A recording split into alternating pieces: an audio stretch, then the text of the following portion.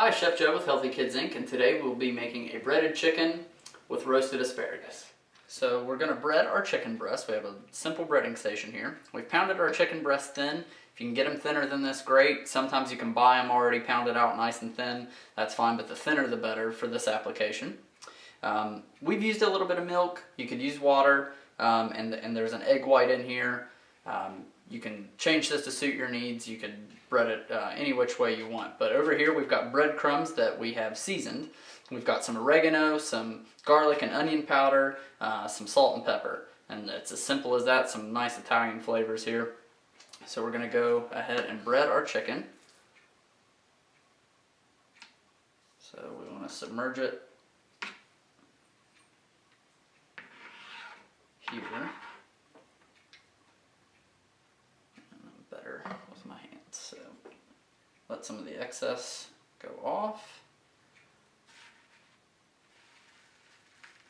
Press down.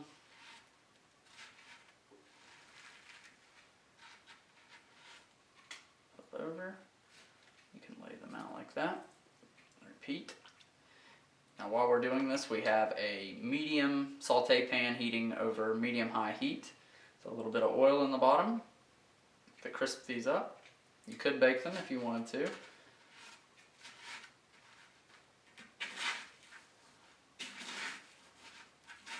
Kind of pack your seasoned breadcrumbs down. Now we're using breadcrumbs. You could use a cracker crumb. Sky's kind of the limit. Just like any other time we've breaded anything. Whatever your family likes best, whatever the kids like, go with that. We like to use panko. They're nice, gives you a nice crunchy breading.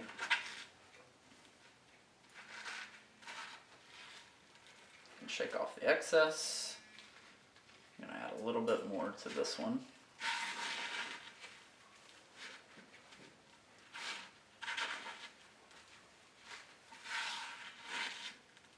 Alright, so these are ready to hit the pan.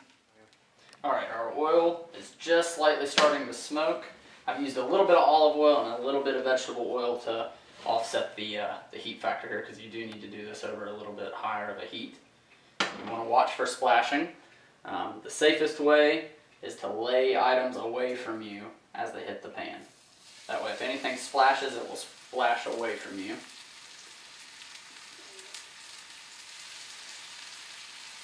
Alright, so while these are browning, have another medium, or this in this case a large, skillet heating up over medium-high heat.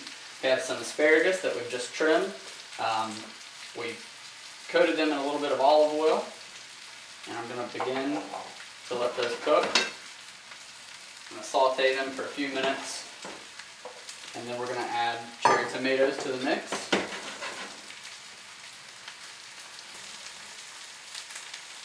We also have some chicken stock and some lemon juice. What we're going to do is take the little brown bits that collect on the bottom of the pan after frying our chicken and add some chicken stock and the lemon juice, let it reduce, cook down a little bit, and that will make our sauce that we will serve over top of our chicken breast here.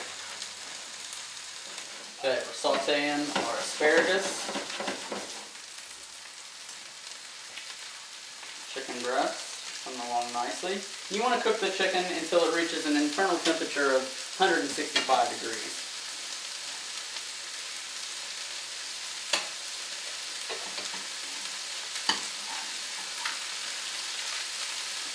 Flip it over, nice and golden brown. I'm going to turn the heat down a little bit. Good to go.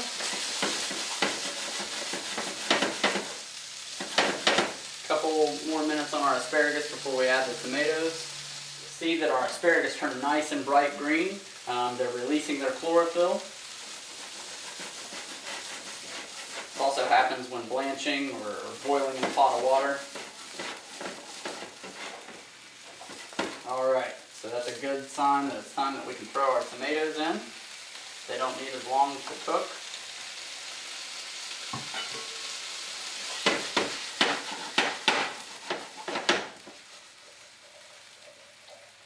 Toss them together. I'm going to give this pinch of salt, a few cracks of black pepper.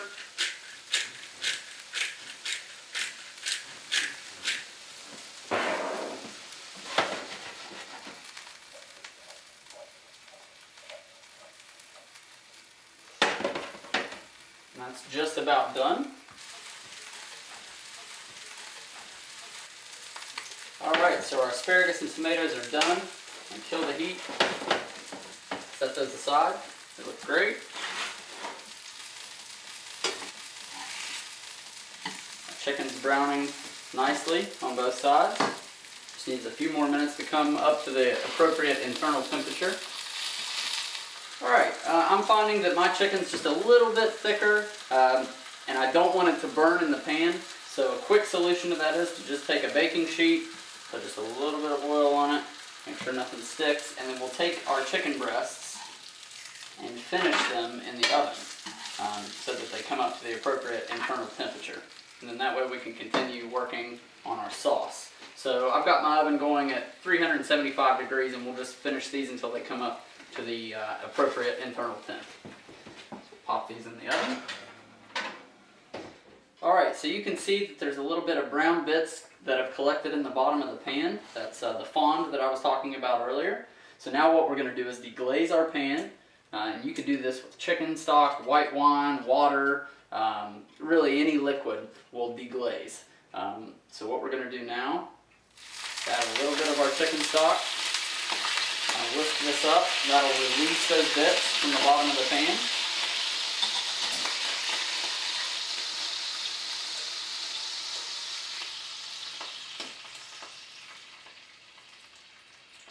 Okay, we're going to let this cook. Going to add some lemon juice. We're just going to let this reduce down. And by reduce, I mean it's going to reduce in volume. It's going to thicken up slightly.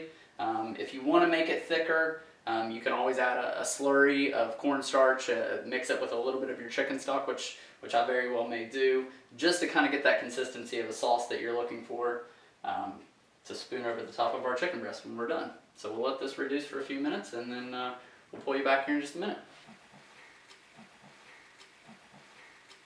Alright, you can see here that our mixture has thickened. I added just a little bit of my slurry.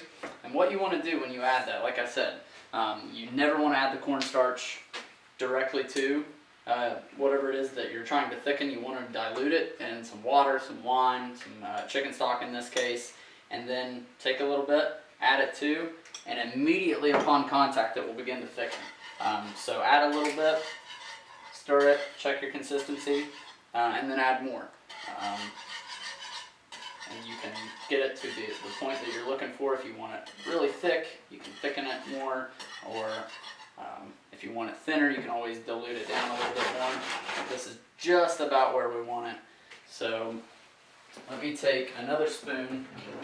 A quick test to test the consistency of your sauce is if you get some on the back of your spoon, you take your finger and run it through it, you can see there that it has not come back together. It's holding up on its own. So that's just about where we want this. I'm going to go ahead and kill the heat. Alright, our chicken has come up to the appropriate temperature. I'm going to pull it out of the oven, and we're going to plate this up, and we'll show you the finished product in just a couple of minutes.